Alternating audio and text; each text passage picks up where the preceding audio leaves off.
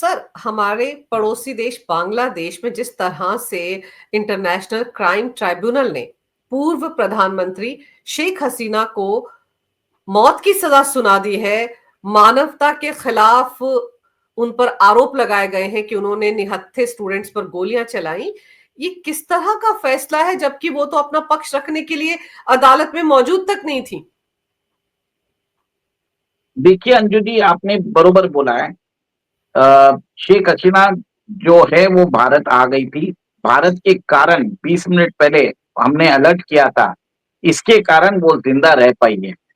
और उन्होंने बांग्लादेश छोड़ना बेहतर समझा और उन्होंने भारत में शरण लिए।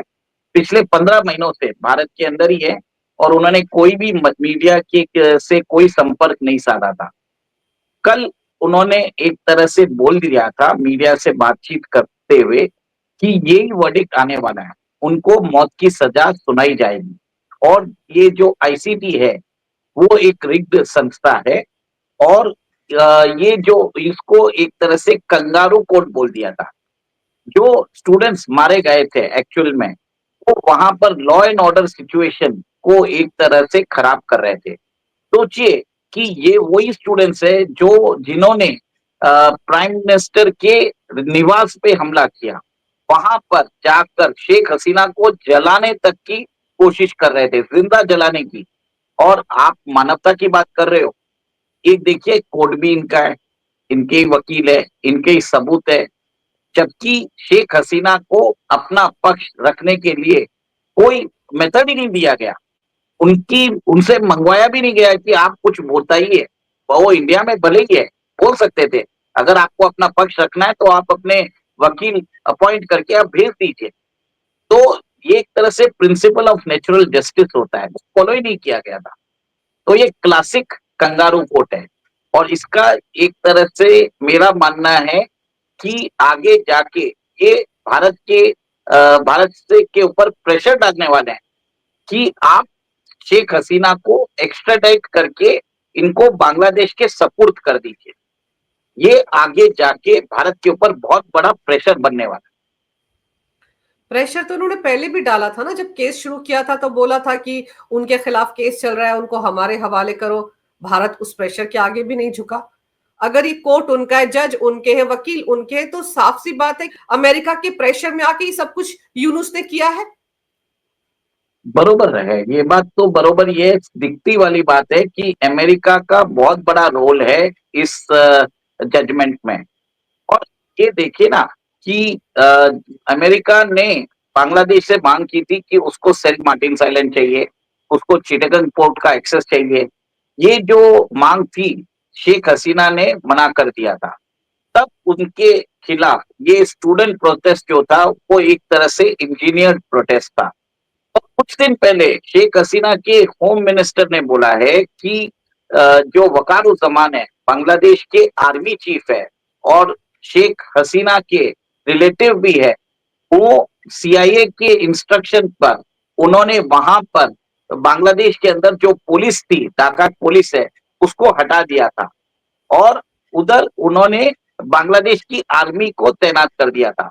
और जब प्रोटेस्टर्स आए तब उन्होंने जो बांग्लादेश आर्मी ने हैं उनके सामने घुटने टेक दिए थे, जिसके बाद शेख हसीना को भागना पड़ा। तो कहीं ना कहीं ये यहाँ पर अमेरिका का है, पाकिस्तान का है, चाइना का है, टर्की का है, सबका एक मिली भगत नजर आ रही है। क्योंकि वो भारत का जो ईस्टर्न फ्रंट है, जो चिकन नेक है, उसके ऊपर वो नेक्स्ट वार करना चाहते हैं। क्लियर कट आप ये देख लीजिए कि आईएसआई का जो आईएसआई के जो जनरल्स है, पाकिस्तान के जनरल्स है, भले वो शमशाद मिर्जा देख लीजिए या पाकिस्तान के नेवी चीफ है, उन्होंने इसी महीने 2 बार विजिट कर ली है। तो top 2 generals of Pakistan army are visiting Bangladesh in a span of 2 weeks. और वहां पर एक इस्लामिक रेडिकल फोर्स भी तैयार कर रहे हैं। कम से कम 10,000 जो रेडिकल जिहादी है उनको वेपन ट्रेनिंग दी जा रही है ताकि बांग्लादेश के अंदर बांग्लादेश आर्मी को रिप्लेस किया जाए। अब बांग्लादेश आर्मी की जो टोटल स्ट्रेंथ है इट इज 1,60,000। 10,000 जिहादियों को आप तैयार कर रहे हैं। इसका मतलब ये है कि यूनुस चाहते ही नहीं है कि वहां पे कोई चुनाव हो। और उन्हें ये भी मालूम है ऐसा अगर फैसला दे देंगे तब अवामी लीग के सपोर्टर्स बाहर आएंगे और प्रोटेस्ट करेंगे और उनके काउंटर में वो अपनी पार्टी जो पुराने स्टूडेंट्स थे जिन्होंने शेख हसीना के खिलाफ प्रोटेस्ट किया था उनको उतारा जाएगा ताकि देश के अंदर एक गृह युद्ध जैसी स्थिति हो जाए और इलेक्शन हो नहीं हो सके और यूनिस अपनी गति बचा सके। बिल्कुल, यूनुस अपनी गद्दी बचाने के लिए सब कुछ कर रहे हैं और डर तो इस बात का भी था ना कि अगर इस तरह का फैसला ना सुनाया जाए शेख हसीना के खिलाफ, तो जब चुनाव होंगे, अगर उनकी पार्टी खड़ी होती है, लोग उनके समर्थन में आते हैं, तो यूनुस की कुर्सी को खतरा पैदा हो जाएगा। और ये सब कुछ जो हो रहा है, इससे पहले भी तो आप देखो ना, बांग्लादेश की सड़कों पर यूथ उतरे हुए हैं। देखिए वहां पर क्या तस्वीरें सामने आ रही है सोशल मीडिया पर, कैसे आगजनी हो रही है, क्या कुछ नहीं हो रहा वहां पर। देखिए बॉम्ब ब्लास्ट की घटनाएं ढाका में आम बात हो गई है। जहां मीरपुर में ग्रामीण बैंक का जो हेडक्वार्टर्स है जहां से यूनिस अपनी सरकार चलाते हैं उस पर बॉम्ब अटैक हुआ है। यूनिस की जो सलाहकार है उनके घर पर आज सुबह बॉम्ब अटैक हुए हैं और कम से कम पिछले 3-4 दिन में 32 to 33 इंसिडेंट्स ऑफ वायलेंस नजर आए हैं जिसमें बस जलाई गई है, एस्टेब्लिशमेंट जलाए गए हैं। तो ये एक तरह से कॉमन चीजें हो चुकी है। रेलवे ट्रैक्स को जलाया जा रहा है, बसेस को टारगेट किया जा रहा है, इंफ्रास्ट्रक्चर को खत्म किया जा रहा है। तो बांग्लादेश एक तरह से सिविल वॉर की तरफ बढ़ता हुआ नजर आ रहा है।